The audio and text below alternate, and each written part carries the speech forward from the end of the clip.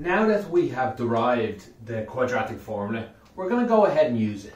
Now this formula is probably the most common way to solve quadratic equations. It is the easiest way to solve hard questions, and it's not too bad to solve easy questions. So it's an all-round really good method. The other way you can solve everything is completing the square, which we did a couple of videos ago. But the quadratic formula is built on that. Just to remind you, if any question that looks like this line here, we can rearrange this line to look like this. So we did that in the last video. And from this point on, it's really just filling in numbers. So I'll go through these three examples now, and we'll see how it's done. The first example is actually a quite easy one that we could have done using factorization. The second one is a lot more difficult, and it would not come out evenly. And the third one, again, is quite a short, easy one, but has a little trick. The fact that there's no zero at the end, I just wanted to point out. Okay, I think that's pretty much it. Well, I guess I should just say, I said in the last video, but I should just say, this line, every question has to look like this.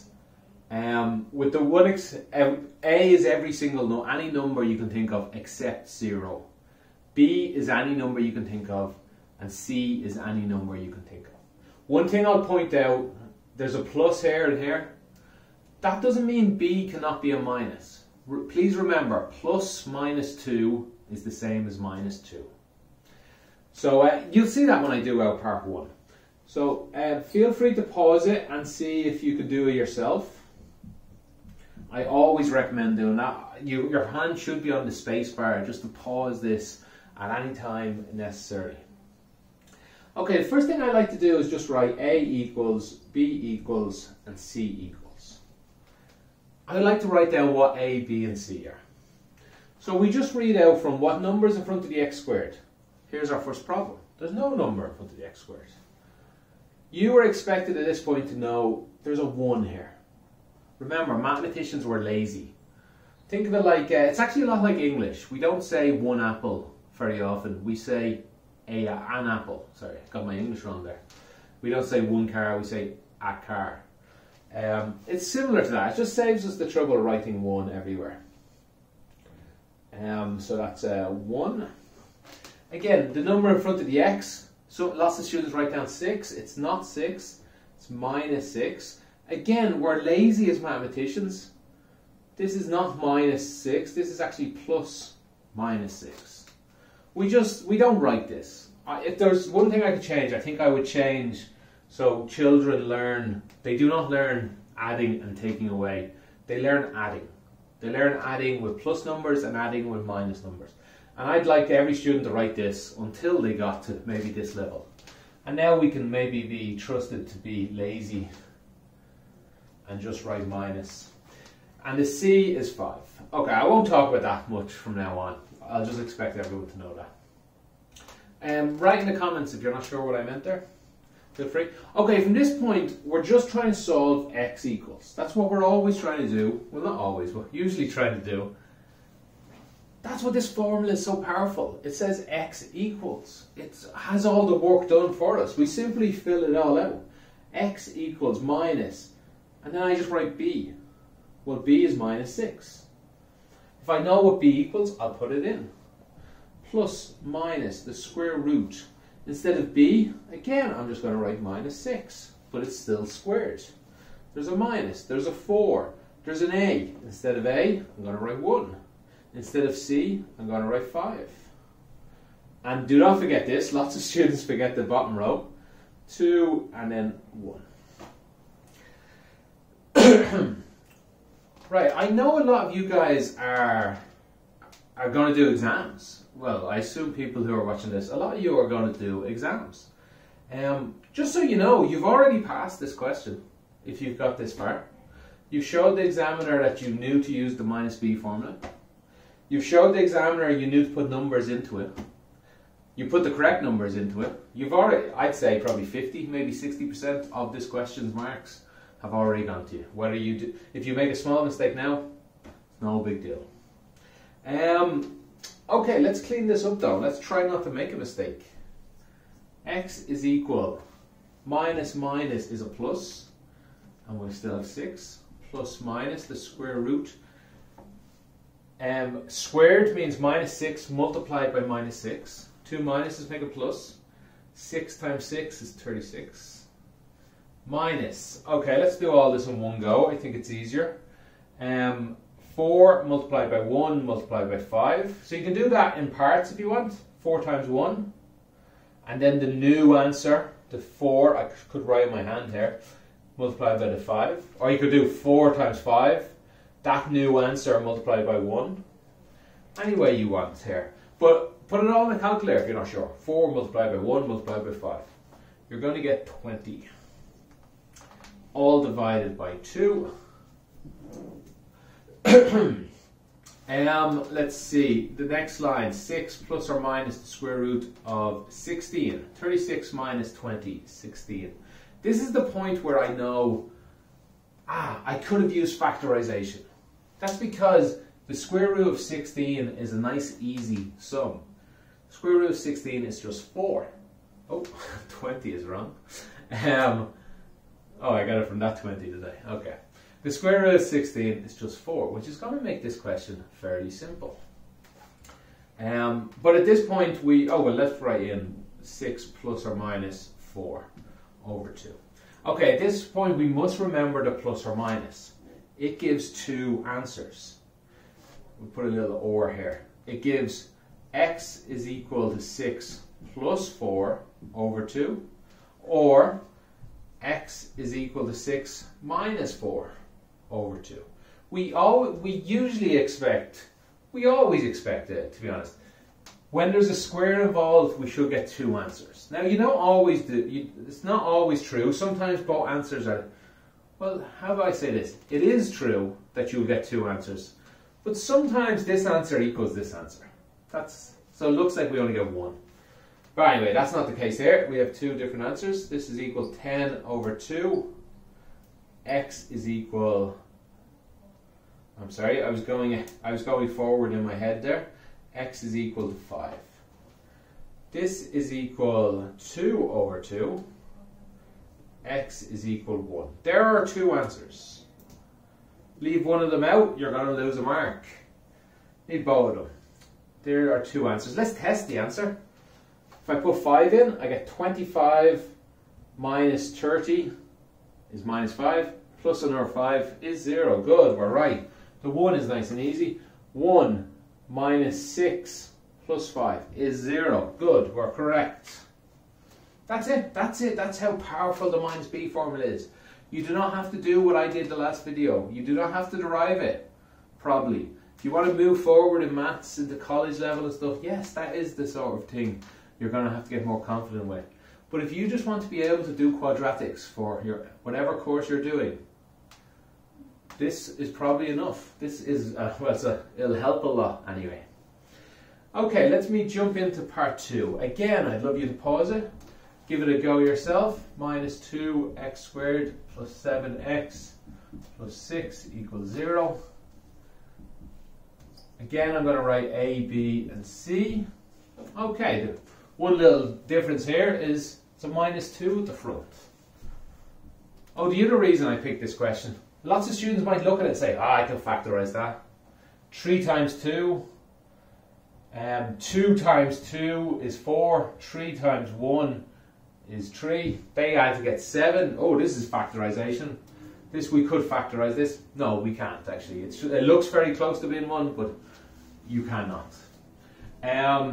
The B is a 7. I'll show you more about that when we get to the square root here in this question. And the C is a 6. Okay, again, I'll just go a little faster and we'll just fill this out. X equals, that's all, I'm just copying this formula. X equals minus 7 plus or minus the square root of 7 squared minus 4 times A times C. Feel free to pause that, look at it again, look at it multiple times, see where I got all of these numbers. 7, 7, minus 2, 6, and a minus 2. See where I got them, why I put them in. Okay, let's clean this up a bit. Minus 7 plus or minus the square root 49 Minus minus makes a plus. 4 2s are 8. 8 6s are 48.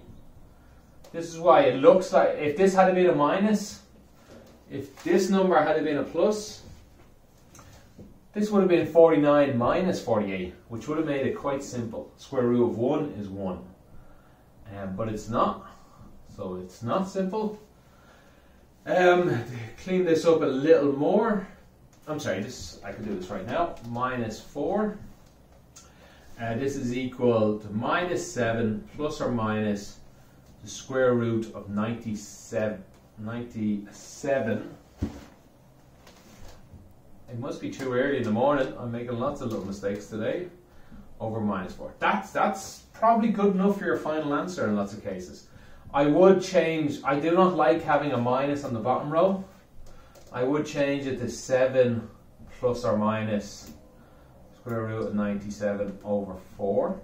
And just make sure that didn't confuse you. I multiplied everything by a minus. Multiplied by a minus. Multiplied by a minus. And I multiplied this by a minus. But plus or minus doesn't change. Maybe I could write it as minus or plus, just so you know I did change it. But it's the same thing. It's the same thing. Okay, that could be your final answer, but we will split it into two parts. 7 plus square root of 47 over 4. Sorry, x equals. Again, this would be a perfect final answer. Depends on what the question asks sometimes. Sometimes the question asks for 2 decimal places. If that is the case, you're going to have to take your calculator out, because you need a calculator for the rest of this.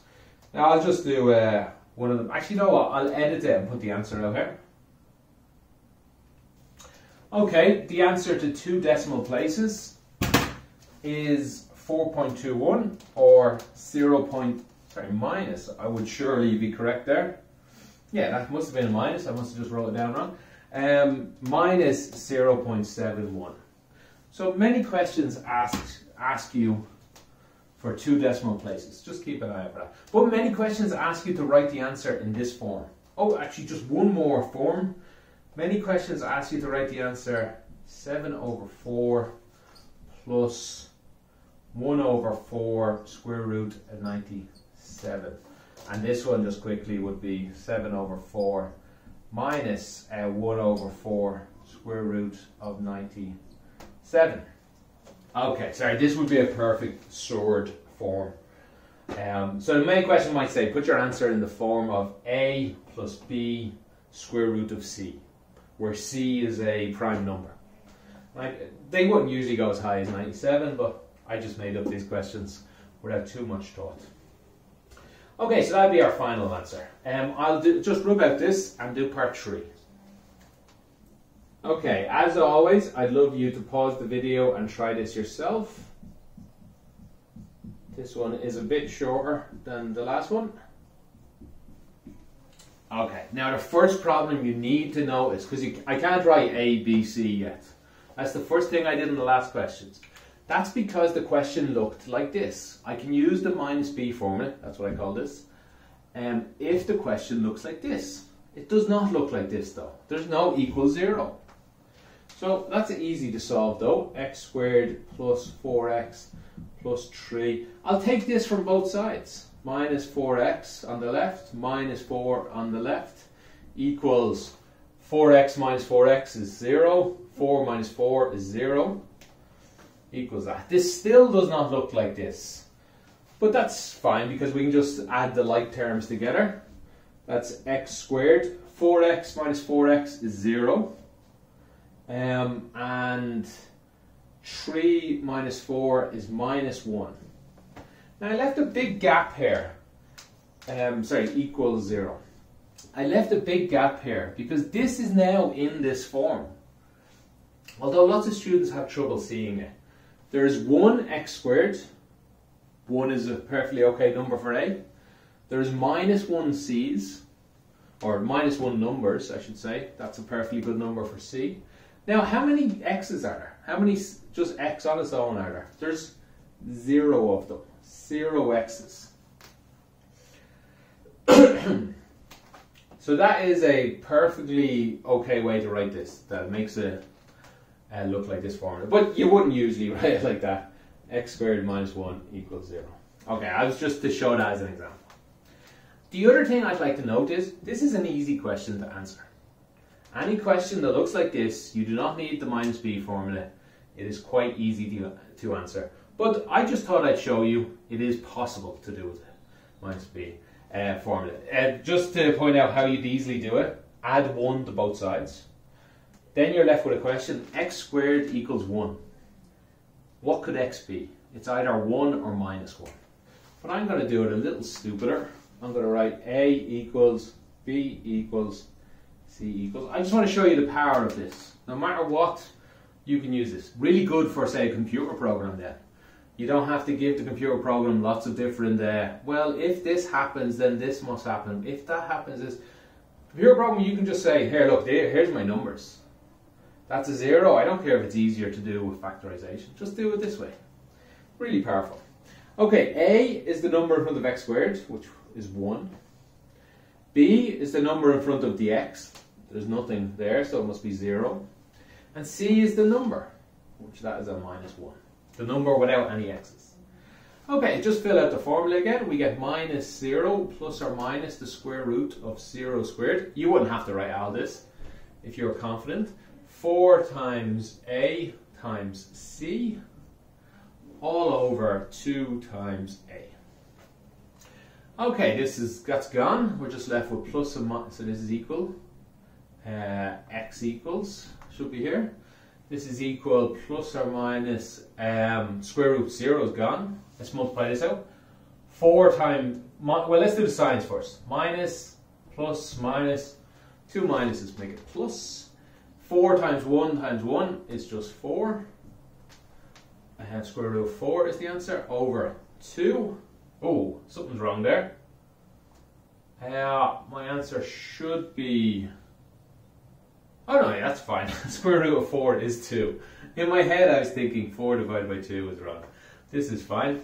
This is simply equal to 2 divided by 2. Sorry, plus or minus 2 divided by 2. Split into two worlds. We get x is equal to 2 divided by 2, or x is equal to minus 2 divided by 2. X is equal to 1, x is equal to minus 1. A bit silly to do all this, but remember, you wouldn't necessarily have to write out the numbers every time once you got used to it. Also, you would quickly know, you wouldn't write the zeros, so you'd quickly get from this line to this line. After seeing this, you'd quickly look in your head and probably get to this line. So it's not that much slower than being able to solve this through factorization. Or not even factorization, just manipulation of the formula. Well, that's it. That's the minus b formula. I would love to have done another 5 or 6 of these examples, and that's what you have to do. I haven't done it yet, but in the future I do hope to write out worksheets for every video. So have a look in the comments below if you're watching this video a few months in the future. I'm hoping to polish off each video, maybe even redo some of them that look bad. But also I plan to add in worksheets in the comments section. So basically there might be 20 or 30 of examples here. I do recommend, I do nearly insist, if you want to get good at this, that you have to do that. You have to do a couple of hours of work. After a couple of hours of work though, you'll be good to go for months. Then you'll use it in your class, you'll use it in your exams. After a few months, if you do become shaky on it, another hour or 2 will work on it. That's it. There's no secret, I'm afraid. It's just hard work. Okay. Thanks for watching anyway, and I'll see you next time. Bye.